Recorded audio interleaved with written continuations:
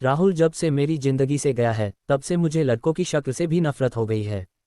उसे मैंने बहुत प्यार किया और जब वो बिना एक दिन ऐसे ही भाग गया तब मुझे लगा कि दुनिया में प्यार नाम की कोई चीज़ नहीं होती है। अब मैं जैसे बिना दिल वाली इंसान बन गई हूँ। मुझे कुछ भी महसूस नहीं होता है क्योंकि अब मुझे लगता है कि इससे बड़ा मेरी लाइफ में अब क्या होगा। इसलिए आज मेरे पापा मम्मी के बोलने पर मैं तैयार हो गई एक लड़के से शादी करने को।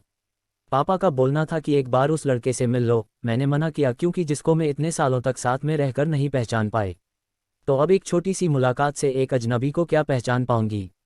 लेकिन लड़का भी मुझसे मिलना चाहता है। मैंने उसको मिलने को हामी भर दी। सच कहूं तो मुझे अब किसी भी बात से कुछ फर्क नहीं पड़ता है। हमारा मिलना तय हुआ डिनर पर। पापा और मम्मी चाहते हैं कि मैं अकेले ही मिलने उससे जाऊं। मैं जैसे मुर्दा हूं, मुझे अब कुछ फर्क नहीं पड़ता।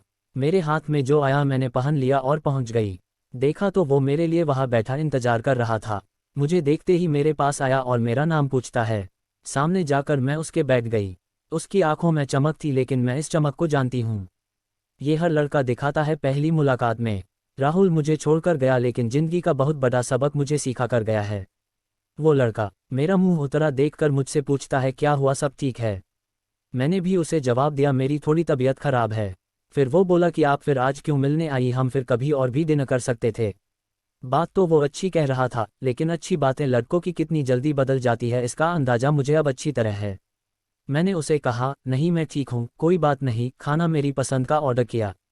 फिर अचानक उसको किसी का फ़ोन आया और जब फ़ोन पर उसने बात की तो मैंने तय कर लिया कि अब मैं इससे शादी नहीं करूँगी। फ़ोन पर उसने अपना नाम बताया सामने वाले को और यह वही नाम था जिसे मैं अब कभी सुनना नहीं चाहती थी। उसका नाम भी राहुल था। मैं भी हैरान थी, मैं इतनी ज़्यादा खोई हुई थी कि अभी तक मैंने उसका नाम नहीं पूछा, ना पापा मम्मी से ना ही उससे। मैं एकदम से खड़ी हो गई और उसको बोला कि मैं जा रही हूँ, मेरी तबीयत ज़्यादा खराब है। वो जैसे घबरा गया, मुझसे बोलता है कि मैं छोड़ देता हूँ आपको गाड़ी से, पर मुझे अब उसके मुंह से कही हर बात कांटे की तरह चुभ रही थी। उसको बिना जवाब दिए मैं वहाँ से चली जा रही थी। वो मेरे पीछे पीछे आ रहा था। मेरी आंखों से अब आंसू टपकने लगे और मैं बाहर टैक्सी या ऑटो का इंतजार करने लगी। आंखों में मेरी आंसू देखकर उसने मेरी बांह पकड़ी और मुझे गाड़ी में बैठने को कहा। उसने मेरी बांह पकड़ी, बस इतना तो बहुत था मेरे अंदर की आग को निकालने के लिए, और मैंने उसके मुंह पर जोर से एक थप्पड़ मार दिया। वो जैसे हक्का बक्का रह गया और फिर उस राहुल की भड़ास इस राहुल पर निकली और मैंने कहा तुम लड़के अपने आप को समझते क्या हो? जो मन चाहा वो करोगे क्या? जब तुम्हारा मन किया किसी का हाथ पकड़ लेते हो, जब मन किया बिन बताए भाग जाते हो, और वो बस चुपचाप मुझे खड़ा देखता रहा। टैक्सी आई और मैं बैठकर वहां से चली आई। आते वक्त मैंने उसका चेहरा भी नहीं देखा। अपने कमरे में आने के बाद 1 घंटा मैं और रोई। पापा मम्मी को कुछ नहीं बताया। सुबह मैं जगी लेकिन सच बताऊं तो रात को जो भी मैंने किया उसका मुझे कोई अफसोस नहीं हो रहा था। मुझे लग रहा था कि यह थप्पड़ मैंने उसी राहुल को मारा है। थोड़ी देर बाद ही बाहर हॉल से मुझे आवाज़ें आने लगी।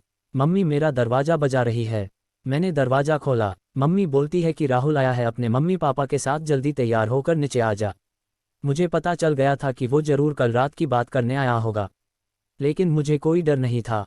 मैं नीचे गई, राहुल बैठा हुआ था। उसने मुझे देखा। मेरी मम्मी किचन में थी इसलिए मैं किचन में चली गई। उनके चेहरे पर स्माइल थी। मुझे बोलती है कि राहुल और उसके घरवालों ने हाँ कर दी है और जल्द ही शादी करना चाहते हैं। अब मुझे कुछ समझ नहीं आया कि जिस लड़के को मैंने कल थप्पड़ मारा, जाने अनजाने जिसे मैंने अपने एक्स बॉयफ्रेंड के बारे में बता दिया, वो मुझसे शादी को कैसे राजी हो गया। ऐसे तो मेरे लिए उसका नाम ही काफ़ी था ना करने को। पर इस बात को जानने के लिए मैंने मम्मी को बोला कि मुझे उससे बात करनी है। वो फिर मेरे कमरे में आया और पहली बार मुझे लगा मैंने उसे देखा। दिखने में बुरा नहीं है, बोला जाए तो हैंडसम था। तब मुझे ये भी पता चला कि ऐसा क्यों बोलते हैं कि गुस्से में इंसान अंधा हो जाता है। मेरे बिना सवाल किए उसने बोलना शुरू कर दिया। वो बोला कि मुझे पता है कि आपके साथ पहले शायद धोखा हुआ है और किस हद तक आप सच्ची है ये भी मुझे कल रात पता चल गया।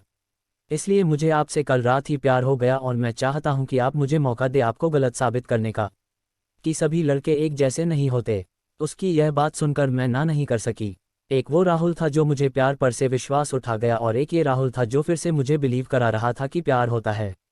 तो दोस्तों ये कहानी आपको कैसी लगी हमें कमेंट करके ज़रूर बताएं और इस कहानी को अपने दोस्तों के साथ शेयर ज़रूर करें। धन्यवाद।